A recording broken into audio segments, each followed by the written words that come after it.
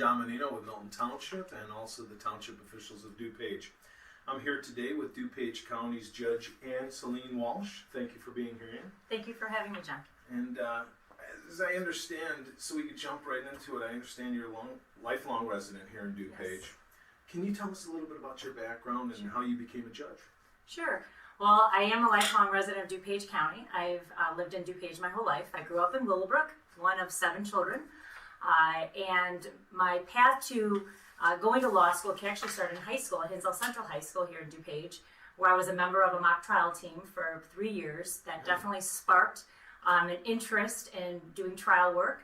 I then went on to college and then law school. And in law school, I had the opportunity to clerk at the State's Attorney's Office here in DuPage County. So I really haven't left much of DuPage since I was a young one, except for attending college. And so I ended up going through the State's Attorney's Office as a law clerk, and then I was hired, fortunately, as an assistant State's Attorney. I worked for 15 years as an assistant State's Attorney, moving up the ranks, so starting out in traffic and misdemeanor, prosecuting hundreds of cases, and then I moved on to felony, and eventually I made my way into the sex crimes, domestic violence, child abuse unit, where I spent about 7 years, I would say, total of my career in that unit. And I was a supervisor of that unit prior to becoming a judge. I really enjoyed, as a prosecutor, advocating for victims' rights, working them through the justice system, and then seeking justice for them. So it was important work for me. I was very passionate about it, as I am about being a judge, but now being a judge is a very different role. That's great. Well, since 2014, you've been serving as a judge. What positions have you held in the judiciary? So I started I was appointed, the privilege of the appointment back in 2014, and then I worked in traffic court for a couple years. After traffic court, I moved to the law division, which was something very new for me. Learned a whole new area of law in the arbitration call, which is basically, I oversaw monetary disputes. And then from there, I moved back into criminal, where I did hear domestic violence cases. I was in a domestic violence courtroom for a period of time, followed by a driving under the influence courtroom, or DUI courtroom. And I also served as a presiding judge of the misdemeanor and traffic division. And now, recently, I was moved over to a felony courtroom, which is very exciting for me. And I now oversee and I hear cases involving crimes that are felonies. Congratulations to that. That's great. Can you explain the difference between an associate judge and your current position as a circuit judge? Okay. I think that's a really good question, and I think it's an important question because a lot of folks don't really quite understand the structure of the Illinois judiciary. Right. In DuPage County, we are the 18th Judicial Circuit. There are 46 judges. Of those 46, 15 serve as what we call circuit court judges, and there are 31 associate judges. The circuit court judges are, I like to call them the executive body. They have certain responsibilities and decision making that they have that differentiates them from associate judges. So, for instance, one of the big decisions that they make is that they choose the associate judges. So back in 2014, when I was appointed to an associate judgeship, that was because I was chosen by the circuits at the time. Additionally, they are important because they help the chief judge make decisions about all the administration of the courthouse, which is very vast. There's a lot that goes on. So they inform the chief judge and kind of act like, as I said, as that advisory body to whoever the chief is at the time. And then finally, there are the judges that have to run in an election. And that's also what differentiates them from associate judges. So, for instance, in my case, back in 2014, like we discussed, I was appointed an associate. I was an associate judge up until last year, when the Illinois Supreme Court unanimously chose me to fill a vacancy of a retired judge as a circuit. But that means under the law that I have to run in the first election cycle, which is 2020 right now. Yes. And so I have to run in order to keep that position. And once a circuit judge candidate wins, then it's a 6-year retention period. So that's why sometimes you have judges that are yes and no on the ballot. That's just for retention, and then you'll have other judges that are opposed. But only the circuit court judges are those who actually run in an election cycle, and it's because they have different responsibilities over associate judges. Well, what is your opinion, and why are judicial elections so important? I'm really thrilled that you asked that question, because for most folks, unless you work in the judicial system in some form or fashion, you really don't understand or quite understand the impact that judges have. The judges make some of the most significant decisions in people's lives every single day. That's very true. And when you think about it, it's everything at the trial level where we are. It's child custody, foreclosures, decisions on evictions, guardianships, adoption, and then in my case, with the criminal courtrooms that I work, personal freedom. And so it's really important that folks realize that there'll be a time possibly that themselves or a loved one will be in front of the judge, and that judge will be the most important person that they meet during that very difficult experience in their life, right? So I'm always imploring upon people to make sure that they become educated on their judges, especially those who are running in an election. You want to make sure that, in my opinion, judges should be listening to litigants with fairness and partiality and following the law. That's what I believe a judge is called to do. And now we can really educate ourselves on judicial candidates, because you have social media, you have websites, you have means, whereas before, in the old days, we just looked at the newspaper, our local newspapers, and then we might find a little bit about judges. So I really think that judicial elections are so important because they're so impactful on people's lives, but people don't necessarily think about that because they think more the legislative end of things or making law. I mean, following the law is probably one of the most important things that a judge should do and does. So I appreciate you asking that question, because I'm obviously very passionate about that and adamant about people getting to know who their judges are and their character, temperament, and their experience and ability in the law. Well, you speak so well and so educated. I'm so excited that you can talk down to levels for the normal citizens to understand. What type of cases are you currently hearing? So, like I mentioned earlier, I was just recently moved to a felony courtroom because there was an opening. So now I hear any cases where a person has been charged with a felony offense.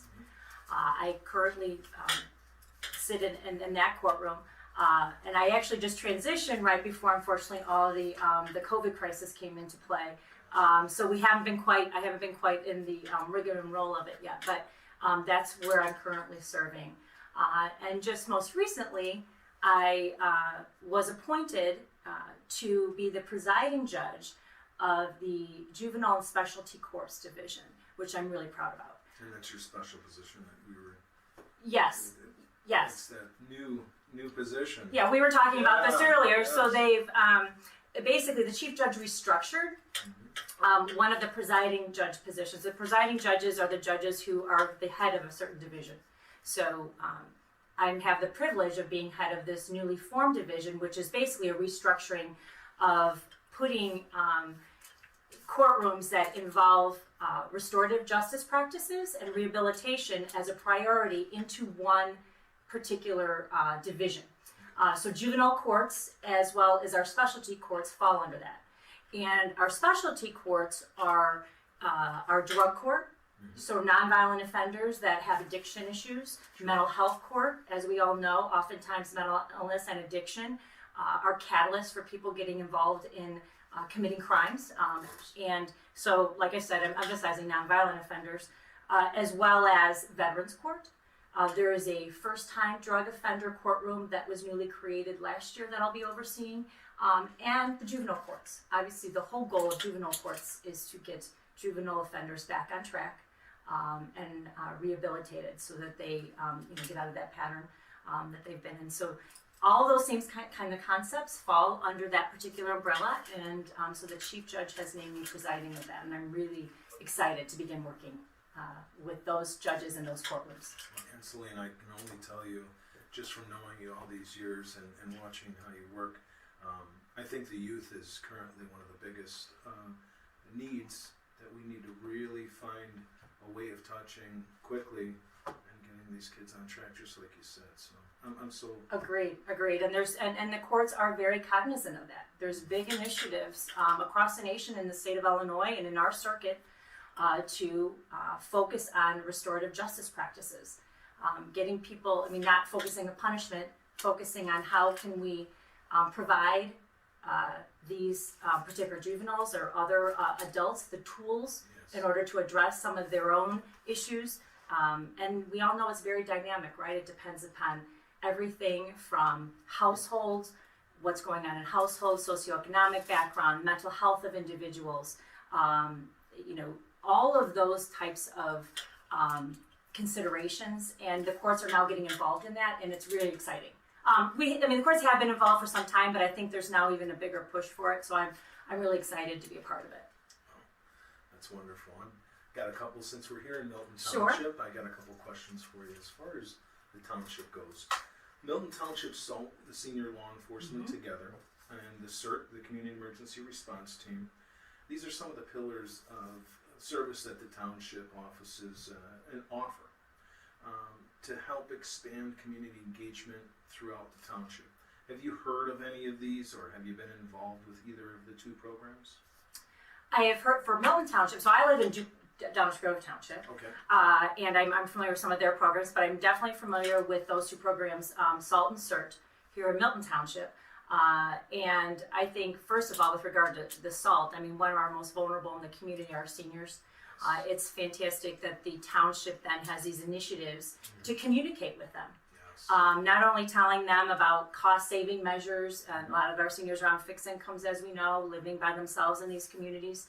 Want to make sure that they can work on their cost savings and be informed of things that they can do to make the burden less on them. But then also, I think it's fantastic that law enforcement reaches out to these seniors, letting them know when there's particular scams or when there's also other initiatives for them to get involved in. I know that you work closely, SALT works closely and work closely with the Park District, providing services for seniors or letting them know about programs they can take advantage of. Absolutely. And then I've contributed to food pantries. I know about People's Resource Center. We have one of their locations is in Westmont. And I think that's another fantastic initiative, also letting seniors know of how they can obtain transportation and rideshare and things like that. So I think these are just critical services, and it also allows especially seniors to have their autonomy and live on their own and still feel like they're a part of a community, which we all know, especially during the time that we're dealing with, isolation is a big deal. I think our focus on seniors and isolation is important. So that's great. What are some of the services that you've seen provided by any of the 9 DuPage County townships? Well, I'm more partial to Downers Grove Township because I know more about Downers Grove Township because I am a Downers Grove resident and we fall within that township. One of the services I know that they provide, in addition, they have a lot of senior services that mirror what you all do here in Milton, providing ride information and help with law enforcement. But one of the other services that I know Downers Grove Township provides is for youth services. They have a youth services educator. I actually know her. Her name is Julie Waterman in Downers Grove Township. And our sons play baseball together. But anyway, so they provide, all kinds of different programming and resources for youth, that everything from stress management and resilience, from bullying programs, and then also drug and alcohol prevention. I know that they do that kind of programming, and they also have they also work in conjunction with NAMI of DuPage with regard to mental health issues and awareness that we all know. Teens especially, face oftentimes lots of different challenges socially, internally and how to navigate all of that. So I know that they provide programming for those teams. So I think it's a phenomenal way of outreach to youth, and the township has taken that on. So I commend them for that. That's wonderful. Well, I can only say I just want a special thank you to you for coming in today, being a part of our township and township officials, and everything that you do for the county is just amazing. So I'd like to give you a warm welcome and a warm, hearty goodbye as well, and thank you for coming in here, Judge Ann Celine Walsh. Thank you so much, John, and this opportunity to also educate folks about the Illinois judiciary and what we do here in DuPage County. Thank you so much. Thank you.